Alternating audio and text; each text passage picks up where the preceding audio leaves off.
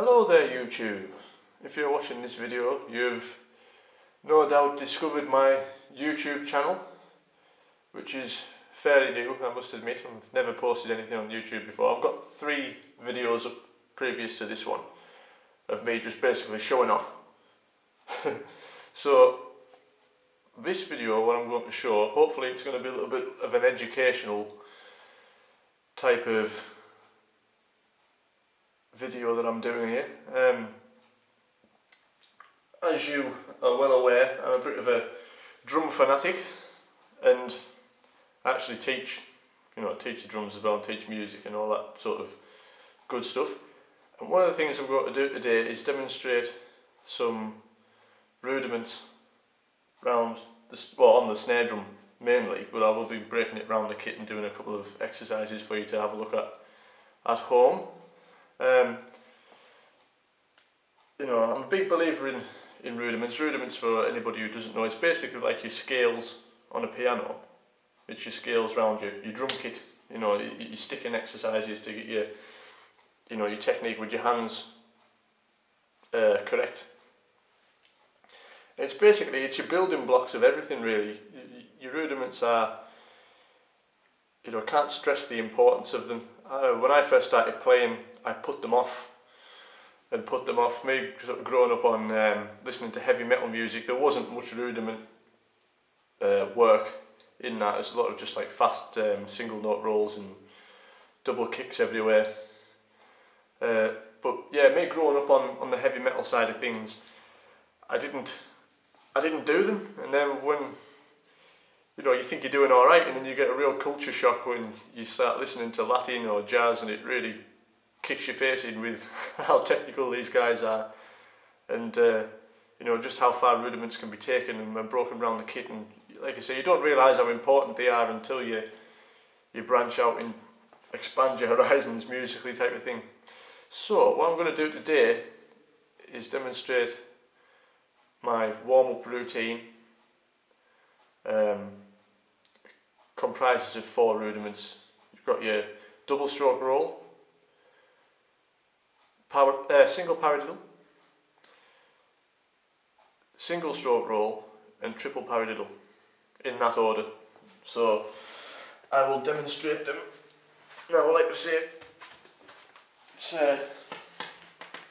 hopefully this is going to be more educational than me showing off, but I will do them quick so you can see where they can be taken. Right, so what we've got, double stroke roll. The sticking for this is just right, left, left. For anyone who's never played the drums out there before, it's important. It's not about how fast or how flamboyant you can be with it.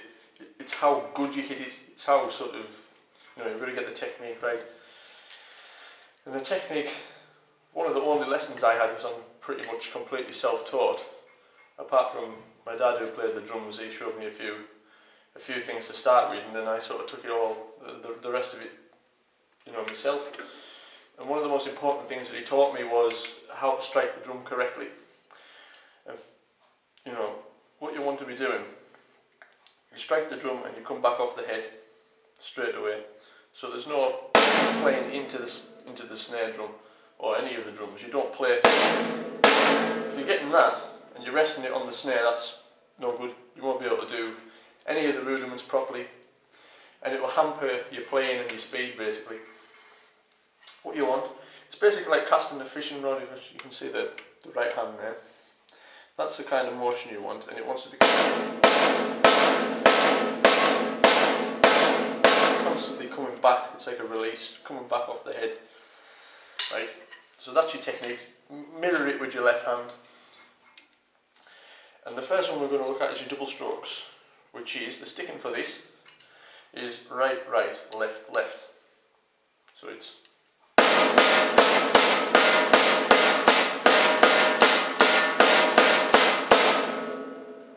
that's your double stroke roll.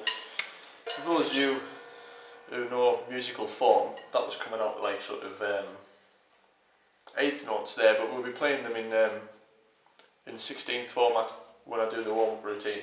So it's going to be 1 E and A, 2 E and A. For those of you who've never seen or heard musical form before, it sounds like Japanese. It's not that hard. What it is, it's just how you break up the, it's like subdivisions of notes. So you've got your quarter notes, which would be 1, 2, 3, 4, 1, 2, 3. Eighth notes is kind of like that same tempo, but double the amount of notes. So you've got,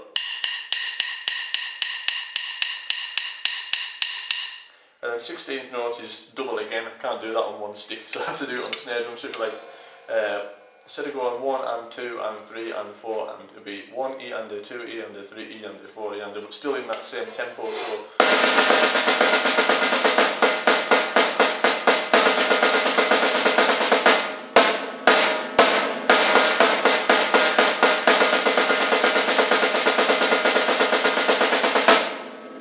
So there you have all three of them there. You've got your quarters, your eighths and your 16ths. Right.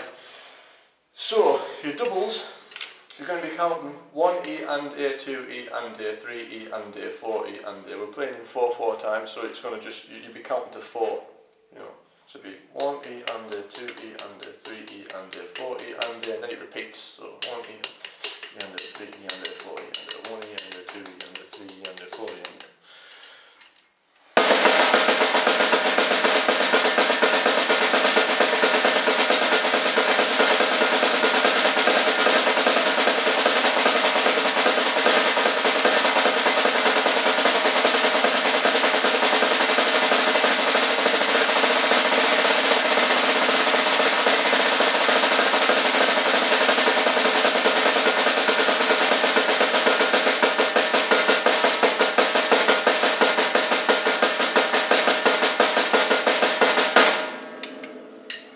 I know I said about it's not about speed, but I just can't help but show off sometimes.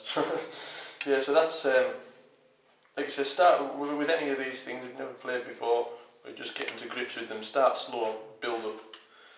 You know, don't try and do 90 mile an hour to start with. So there's your double strokes. The next one is paradiddles, which is right, left, right, right, left, right, left, left, still in the same format, so 1 E and a 2 E and a 3 E and a 4 E and a, so it'll be, if I'll play that on 2 separate drums and you can hear in fact I'll play it on the cowbell so you can hear the separate sticking. So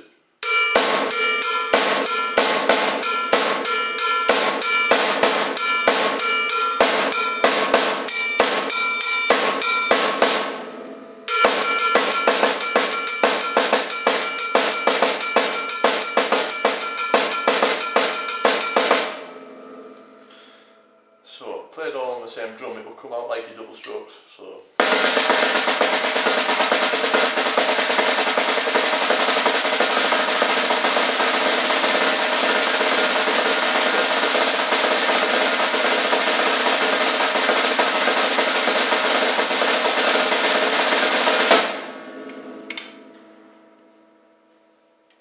thirdly is your single strokes, which is just right, left. That's your most basic one that there is. But there's a reason why we're doing it in this order. I'll play through it in a minute. So single strokes, just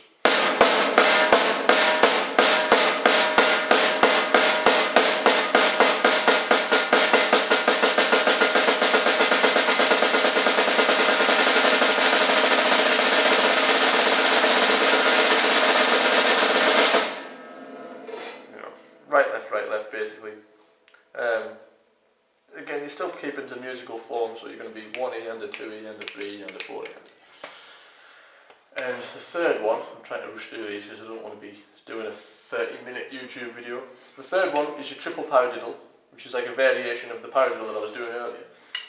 Instead of going right, left, right, left, it's going to be right, left, right, left, right, left, right, left, right, left, right, left, right, left, left. So again, I'll do it on the cowbell, so it'll be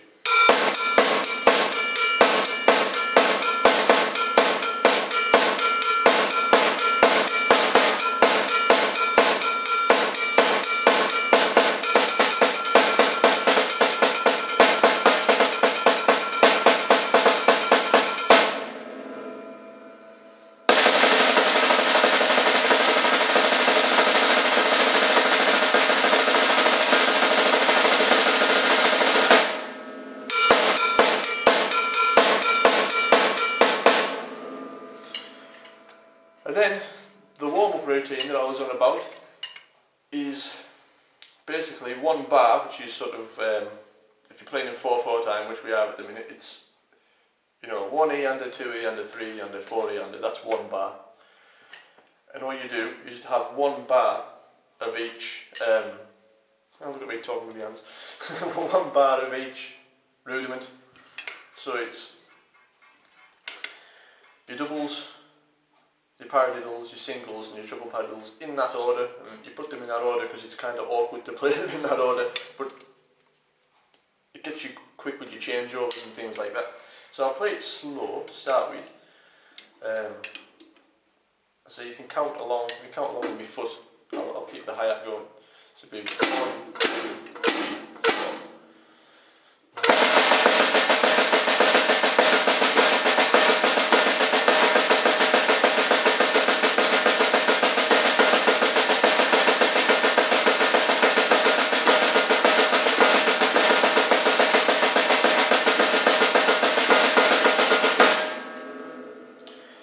That's the warm-up routine, and all you do is just speed it up, take it up and down in tempo, and it gets your wrists and your fingers and all that stuff loosened up. So I'll play it a little bit quicker, and you can see where I'm going. And once you get used to it, you can sort of break it around the kit and all that, but it's good. This gets your technique right for your sticking, and then you can start looking at your beats and your grooves and all that sort of carry on, and you have a basic knowledge of how to strike the drums and, you know, musical form, and you know, how to move it around the kit and make it's rhythmical. A lot of them are rhythmical as well, like the triple paradiddle and your paradiddle especially. It's like two-hand coordination exercises, you know. So here's that same exercise, and I'll sort of go up and down with tempo with it. Again, you can watch for the changeovers. I'll try and keep your foot going.